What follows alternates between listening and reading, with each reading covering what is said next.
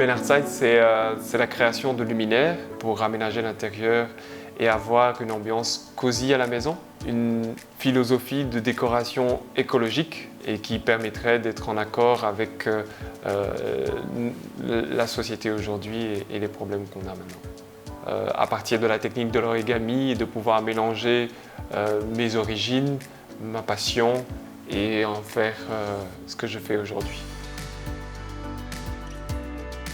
J'ai appris l'origami en Belgique, mais pas grâce à des professeurs ou quoi que ce soit. J'ai appris l'origami grâce à Pinterest. Il y avait des tutos do it yourself.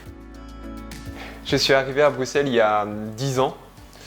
J'ai travaillé pendant 6 ans en tant qu'assistant commercial et j'ai été licencié au bout de 6 ans. Et après, pendant cette période, j'ai commencé à chercher sur Pinterest des choses à faire pour passer le temps. Parce que je suis quelqu'un qui a besoin en permanence de pouvoir créer quelque chose, faire quelque chose de mes mains. J'ai toujours eu ça depuis la Guadeloupe. Et l'origami, en fait, c'est quelque chose qui n'a pas de fin. Donc c'est vaste, c'est très très vaste. Il y a plein de techniques de pliage, il y a plein de possibilités, il y a plein de choses qu'on peut créer à partir de l'origami, juste avec cette technique, et ça coûte pas cher.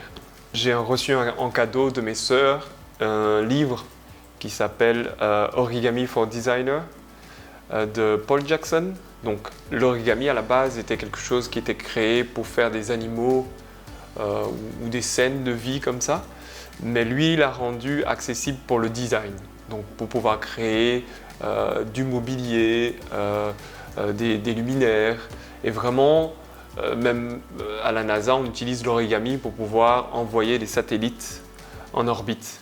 Donc vraiment l'origami est quelque chose qui est sans fin. Après avoir travaillé chez moi pendant une bonne année et avoir trouvé des idées de création à pouvoir commercialiser, j'ai commencé par faire un marché de créateurs donc au Hall Saint-Géry qui s'appelle le Vintage Market. Et de là, j'ai fait ma première exposition. J'ai rencontré une fille qui avait un magasin à rue du Bailly et qui m'a proposé pour la première fois d'exposer dans son magasin. Et rapidement, j'ai commencé à vendre. Ça, c'était vraiment bien pour le moral. Et au bout d'1 an, j'ai recommencé à faire d'autres marchés. J'ai fait beaucoup de marchés de créateurs et après j'ai commencé à trouver d'autres points de vente qui m'ont proposé de travailler avec eux. Et puis pour commencer à facturer, j'ai travaillé avec la Smart. Donc Smart, c'est une ASBL qui permet aux artistes de pouvoir avoir un numéro de TVA et de pouvoir facturer auprès de différents prestataires de services. Et puis, on m'a proposé d'exposer dans ce magasin où je suis maintenant. La personne avait trouvé sur Facebook mes créations. Enfin, ça a très très bien fonctionné. Et donc, du coup, 6 mois après, on m'a appelé pour m'associer avec la personne qui travaillait ici pour pouvoir installer mon atelier en bas du magasin et pouvoir en même temps garder le magasin. Les associés ici ont décidé de ne pas continuer et moi j'étais le seul à dire que je voulais continuer.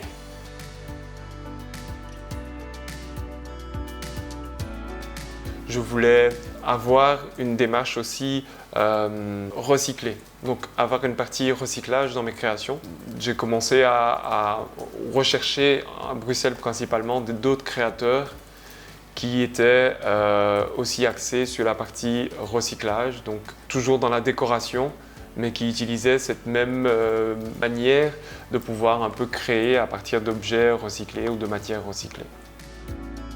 Les lampes se créaient à partir de 3 matières, donc le papier, qui est du papier qui vient d'Italie et qui est fait à partir d'arbres qui sont plantés, donc pas de déforestation, et on appelle ça, c'est ce qu'on appelle de FSC. Donc c'est vraiment un produit qui est fait à partir d'arbres plantés pour pas faire de déforestation pour la création du papier. De tissu, ça je l'achète, mais en général c'est du tissu Ecotex. Et aussi, je travaillais avec des couturières pour récupérer les tissus.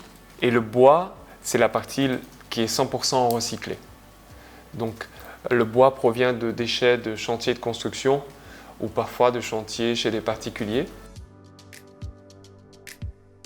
Au niveau impact, je pense déjà donner la chance que j'ai donnée aux créateurs de pouvoir exposer dans un espace, dans un nouvel espace, de pouvoir leur permettre d'avoir une cohérence en commun avec d'autres créateurs, donc axés sur le recyclage.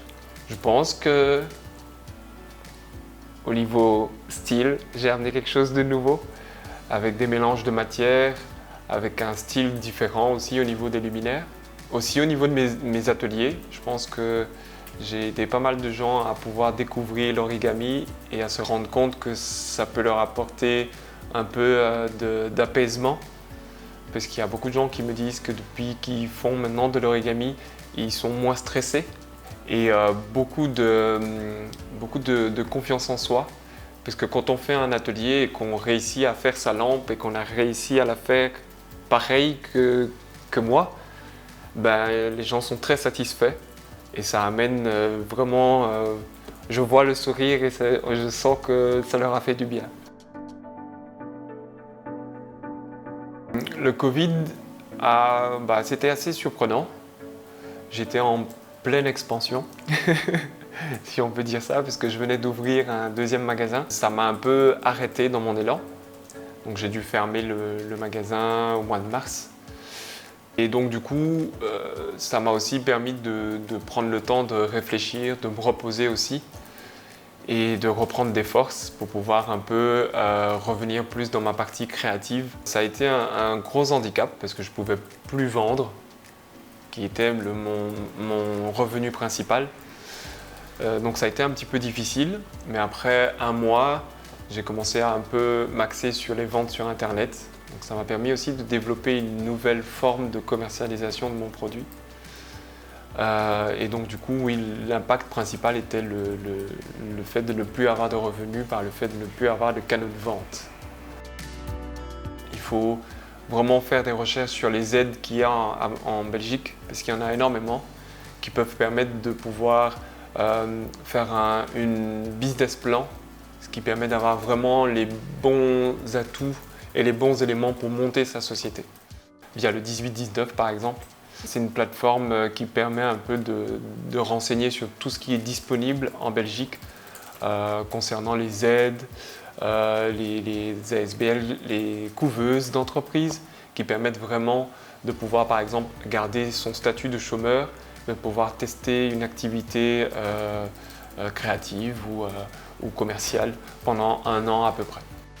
Alors les difficultés administratives, je pense comme tout le monde, c'est très long, c'est très lourd et surtout ça coûte très cher d'être indépendant. D'ailleurs, il faut vraiment avoir, je pense, des gens autour de soi qui peuvent nous soutenir dans nos projets. Ça, c'est une des obstacles qui sont vraiment durs à passer. Il faut vraiment faire du développement personnel, apprendre à se connaître pour savoir ce qu'on peut supporter et ce qu'on ne peut pas supporter. Puisque le plus grand obstacle, c'est nous-mêmes.